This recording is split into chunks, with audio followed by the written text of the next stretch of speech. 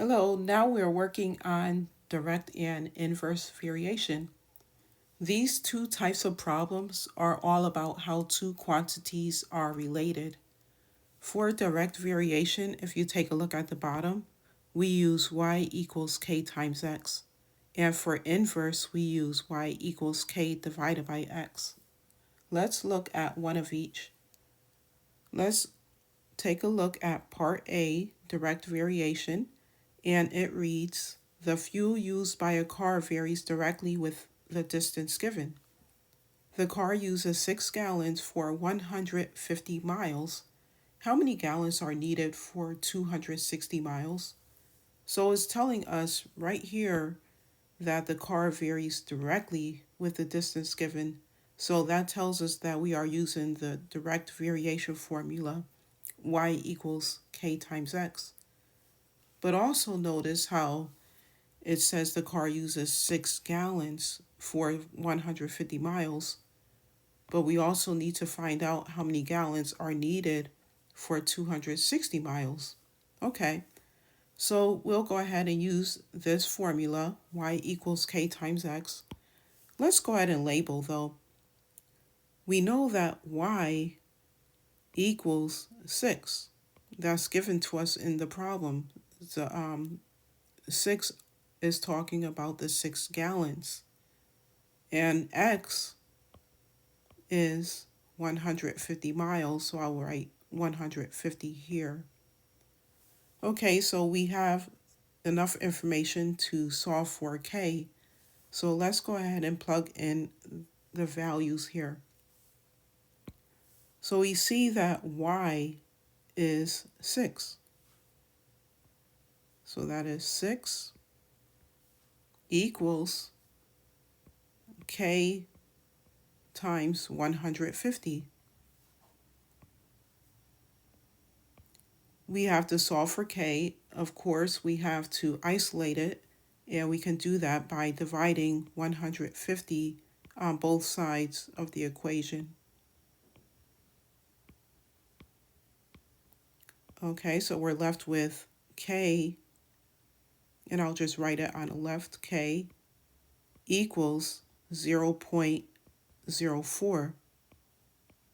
So now that we've solved for k, we can find out how many gallons are needed for 260 miles. Okay, so let's go ahead and do that. We know that since it's 260 miles, we know that the amount of gallons will be more than 6 gallons. Okay, so we have y equals 0.04 times 260.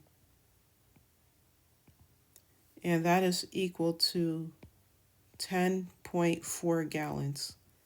And that is our final answer for part A, 10.4 gallons. And notice that it is more than 6 gallons because 260 miles is more than 150 miles. Okay, so now for part B, we have inverse variation, and it reads, the time to travel a fixed distance varies inversely with speed. A 150-mile trip takes 3 hours at 50 miles per hour. How long will the same trip take at 60 miles per hour?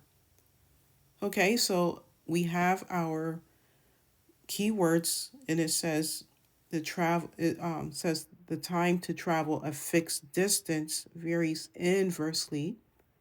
Okay, and it says a 150-mile trip takes 3 hours at 50 miles per hour. Now we need to find out how long will the same trip take at 60 miles per hour. Okay, so just a little bit of information here.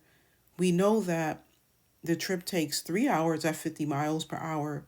So wouldn't it make sense that the trip will take a shorter amount of time than 3 hours if that same trip is 60 miles per hour? Okay, so we'll figure that out.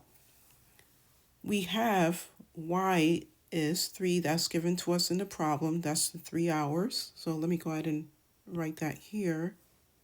So we have y equals 3. And x is given to us, which is 50 miles per hour. So that's 50. Let's go ahead and plug in what we know to solve for k.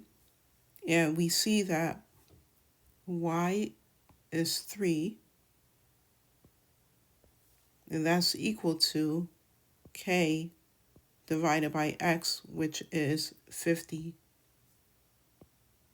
Solving for k, we will go ahead and cross multiply 3 times 50, and that is equal to 150. So k equals 150. So now let's go ahead and plug in our values. So we have y, so let's use the formula. Y equals, and we found out what k is 150 divided by 60 miles per hour. And y equals 2.5.